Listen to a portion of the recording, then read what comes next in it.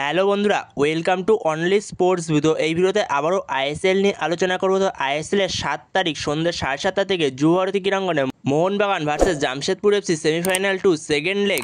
তো সেই ম্যাচটা নিয়ে কিছুটা আলোচনা করবো। তো সেই ম্যাচে দুই দলের লাইন আপস কীরকম হতে পারে, দুই দলের শক্তি দুর্বলতা এবং মোহনবাগানকে কত গোলে জিততে হবে ফাইনালে যেতে হলে, তো সেই বিষয়টা নিয়ে একটু আলোচনা করে নেবো এই ভিডিওতে। তো ভিডিওটি সবাই শেষ পর্যন্ত দেখতে থাকো। আর চ্যানেলে নতুন হয়ে থাকলে চ্যানেলটি সাবস্ক্রাইব করে পাশে থাকা বেল আইকনটিকে অন করে পাশে থেকো। তো সেই জায়গাতে জামশেদপুরের ঘরের মাঠে জেআরডি টাটা কমপ্লেক্স স্টেডিয়ামে ফার্স্ট ম্যাচটা জামশেদপুর এফসি 2-1 গোলে এগিয়ে রয়েছে। 2-1 গোলে এগিয়ে নামবে জামশেদপুর এফসি, যেখানে জামশেদপুর এফসি 2-1 গোলে এগিয়ে নামবে যুবভারতীতে। কিছুটা অ্যাডভান্টেজে থাকবে জামশেদপুর এফসি, কিন্তু মোহনবাগানের কাছে বেশি অ্যাডভান্টেজ থাকবে, যেহেতু মোহনবাগানের ঘরের মাঠে ম্যাচ। মোহনবাগানের কাছেও সমর্থকদের সাপোর্ট থাকবে, তো সেখানে মোহনবাগানকে এই ম্যাচটা জিততে হবে। মোহনবাগানকে কমপক্ষে 2 গোলের ব্যবধানে জিততে হবে ম্যাচটাকে, মানে 2-1 আছে, মানে 3-2 ম্যাচটাকে শেষ করতে হবে কোনো রকম গোল না খেয়ে। তো সেইখানে যদি মোহনবাগান আরও একটা গোল খেয়ে যায় তো সেখানে মোহনবাগান খুবই চাপে পড়ে যাবে। তো সেখানে মোহনবাগানকে 2 গোলের ব্যবধানে কমপক্ষে জিততে হবে যদি মোহনবাগানকে ফাইনালে যেতে হয়। আর যদি মোহনবাগান একটাও গোল দেয় তাহলে মোহনবাগান ড্র করবে, যেখানে জামশেদপুর এফসি অ্যাগ্রিগেটে এগিয়ে নামবে 2-1-এ।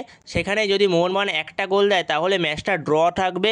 তো সেখান থেকে তাহলে যদি 90 মিনিটসে শেষ না হয় তাহলে 120 মিনিট 15-15 120 মিনিটে খেলাটা যাবে। তো 120 মিনিটেও যদি রেজাল্ট না আসে তখন ট্রাইব্রেকার হবে, পেনাল্টি শুট আউটে গিয়ে রেজাল্ট আসবে। তো এইভাবেই হবে সেমিফাইনাল 2টা লেগ 2। তো সেখানে দেখা যাক মোহনবাগানের থেকে কীরকম কামব্যাক আসে। তো সেখানে যদি আগেরবারে সেমিফাইনালের কথা মনে পড়ে, তো আগেরবারও সেমিফাইনালে উড়িষ্যা এফসির সঙ্গে মোহনবাগান 2-1 গোলে পিছিয়ে ছিল ফার্স্ট লেগে। তো সেকেন্ড লেগে মোহনবাগান 2-0 গোলে ম্যাচটাকে জিতেছিল, মানে 3-2 গোলে অ্যাগ্রিগেটে ম্যাচটাকে জিতেছিল মোহনবাগান। তো অসাধারণ একটা কামব্যাক করেছিল মোহনবাগান আগেরবারও সেমিফাইনালে। তো সেই কামব্যাকটাই আবারও চাই মোহনবাগানের থেকে 7 তারিখে। তো 7 তারিখে মোহনবাগানের থেকে দুরন্ত একটা কামব্যাক চাই। তো সেইখানে 7 তারিখ যুবভারতীতে মোহনবাগান ভার্সেস জামশেদপুর ম্যাচটা খুবই একটা হাড্ডাহাড্ডি লড়াই হবে। তো সেখানে মোহনবাগানের কাছে হোম অ্যাডভান্টেজ রয়েছে। তো সেখানে জামশেদপুর এফসি গোল ডিফারেন্সের অ্যাডভান্টেজে নামতে পারলেও মোহনবাগান হোম অ্যাডভান্টেজ পাবে। তো সেখানে যদি মোহনবাগান 90 মিনিটসের মধ্যে 2টো গোল দেয় এবং কোনো রকম গোল যদি ডিফেন্সে না খায় তাহলে মোহনবাগান 90 মিনিটসে ম্যাচটাকে শেষ করে দিতে পারবে 3-2 গোলে। তো সেখানে দেখা যাক মোহনবাগানের থেকে কীরকম কামব্যাক আসে। তো সেখানে মোহনবাগানকে মাথায় এনে নামতে হবে, কমপক্ষে তাদের 2টো গোল দিতেই হবে এবং কোনো রকম গোল খেলে চলবে না। তো এরপরে যদি দুই দলের শক্তি দুর্বলতা নিয়ে কথা বলে, প্রথমে যদি জামশেদপুর এফসিকে নিয়ে কথা বলে, তো সেই জায়গাতেই জামশেদপুর এফসির ডিফেন্স তাদের বর্তমান সময় দুরন্ত খেলছে, দুরন্ত ফর্মে রয়েছে জামশেদপুর এফসির ডিফেন্স।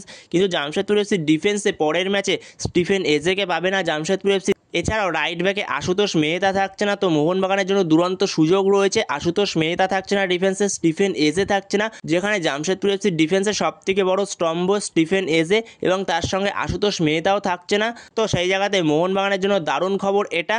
এছাড়াও জামশেদপুর এফসির মাঝমাঠও ভালো, যেখানে সৌরভ দাসের মতো প্লেয়ার রয়েছে, যেখানে জামশেদপুর এফসির উইং যথেষ্ট ভালো, যেখানে উইংয়ে মোহাম্মদ সানানের মতো প্লেয়ার রয়েছে। এছাড়া ওপরে অ্যাটাকিংয়ে যথেষ্ট ভালো রয়েছে জামশেদপুর এফসি, যেখানে জাভি হার্নান্ডেজের মতো প্লেয়ার রয়েছে। জাভি হার্নান্ডেজ যে পুরো গেমটাকে কন্ট্রোল করে, তো জাভি হার্নান্ডেজ রয়েছে। ওপরে স্ট্রাইকারে থাকবে জর্ডান মারে, জেভিয়ার সিবেরিও। তো যথেষ্ট ভালো রয়েছে জামশেদপুর এফসির টিমটা। তো সেখানে জামশেদপুর এফসির ঘরের মাঠে ম্যাচ জেতা খুবই টাফ হয়, জামশেদপুর ঘরের মাঠে দুরন্ত ফর্মে খেলে। তো এরপরে যদি মোহনবাগানের শক্তি দুর্বলতা নিয়ে কথা বলা একদম, তো সেই জায়গাতেই মোহনবাগানের পুরো টিমটাই শক্তিশালী, যেখানে মোহনবাগানের আগের দিনের টিমটায় কিছু সমস্যা ছিল, যেখানে রাইট উইংয়ে মানবীর সিংয়ের মতো প্লেয়ার ছিল না এবং মাঝমাঠে আপুয়া ছিল না, তো এরা ছিল না। তো সেই জায়গায় মোহনবাগান কিছুটা সমস্যায় পড়েছে। তো এই ম্যাচ থেকে আবারও ফিরছে মানবীর সিং, আপুয়া, এরা ফিরবে। তো মানবীর সিং, আপুয়া তারা ফার্স্ট 11-এ আবারও স্টার্ট করবে এই ম্যাচে। তো সেখানে তারা পুরোপুরি ফিট হয়ে গেছে, আমি যেরকমটা জানিয়েছিলাম সেকেন্ড লেগে পাওয়া যাবে মানবীর সিং এবং আপুয়াকে। তো তারা পুরোপুরি ফিট হয়ে গেছে, তো তাদের এই ম্যাচটাতে আবারও পাওয়া যাবে। যেখানে জামশেদপুরের হয়ে এই ম্যাচটাতে স্টিফেন এজে নেই, জামশেদপুরের সবথেকে বড় স্তম্ভ। এছাড়া আশুতোষ মেহতা নেই। তো সেই জায়গায় মোহনবাগান কিছুটা অ্যাডভান্টেজে থাকবে, যেখানে মোহনবাগান এই ম্যাচে মানবীর সিং, আপুয়া এদের পাচ্ছে।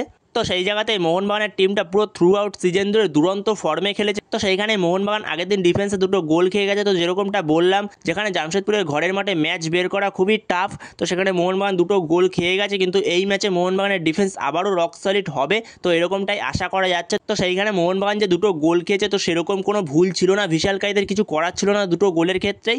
তো সেখানে ভিশালকাই যথেষ্ট ভালো পারফরমেন্স করেছে। তো এরপরে যদি দুই দলের লাইন আপস নিয়ে আলোচনা করা যায়, তো প্রথমে যদি জামশেদপুর এফসির লাইন আপস নিয়ে আলোচনা করা যায়, তো সেই জায়গাতে জামশেদপুর এফসির কোচ খালিদ জামিল সে 4-3-1-2 ফরমেশনে যেতে পারে।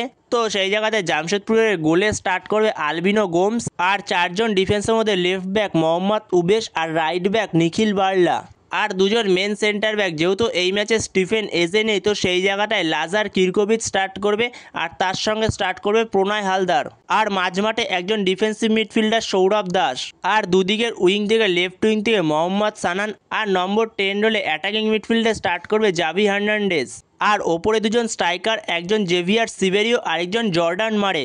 তো এরকমই হতে চলেছে জামশেদপুর এফসির প্লেইং 11 মোহনবাগানের বিরুদ্ধে যুবভারতীতে। তো এরপরে যদি মোহনবাগানের প্লেইং 11 নিয়ে আলোচনা করা যায়, তো মোহনবাগানের কোচ মলিনা সে 4-2-3-1 ফরমেশনে যেতে পারে জামশেদপুর এফসির বিরুদ্ধে, যেখানে মোহনবাগানের হয়ে অবভিয়াসলি গোলে স্টার্ট করবে ভিশাল কায়েত, আর চারজন ডিফেন্সের মধ্যে left back Subhasish Bose, right back Ashish Rai, আর দুজন মেন সেন্টার ব্যাক, একজন আলবার্টো রড্রিগেজ আর একজন টম অ্যাললেট, আর মাঝমাঠে দুজন আপুয়া। তো আপুয়া এই ম্যাচে ফিরছে, তো আপুয়ার সঙ্গে স্টার্ট করবে অনিরুদ্ধ থাপা। আর দুদিকের উইং থেকে লেফট উইং থেকে লিস্টান ক্লস ও রাইট উইং থেকে মানবীর সিং। তো লিস্টান ক্লসের পরিবর্তে পরে আসবে আশিক কুনিয়ান সেকেন্ড হাফে। আর মাঝখানে নম্বর 10 রোলে অ্যাটাকিং মিডফিল্ডে সেই জায়গায় গ্রেগ স্টুয়ার্ট স্টার্ট করবে, আর ওপরে একজন স্ট্রাইকার স্টার্ট করবে জেমি ম্যাকলারেন। তো জেমি ম্যাকলারেনকে দিয়ে হয়তো এই ম্যাচে স্টার্ট করাবে, যেহেতু 2 গোল করতে হবে, যেহেতু মোহনবাগানকে লক্ষ্য রাখতে হবে 90 মিনিটসের মধ্যে 2 গোল করে ম্যাচটাকে বের করতে হবে।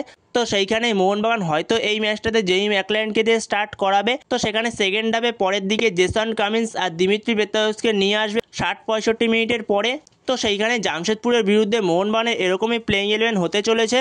তো বন্ধুরা, তোমাদের মতে কী মনে হয়, মোহনবাগানের লাইন আপসে কি কোনো চেঞ্জ হতে পারে? তো তোমাদের এ বিষয়ে কোনো মতামত থাকলে অবশ্যই কমেন্ট করে জানিও।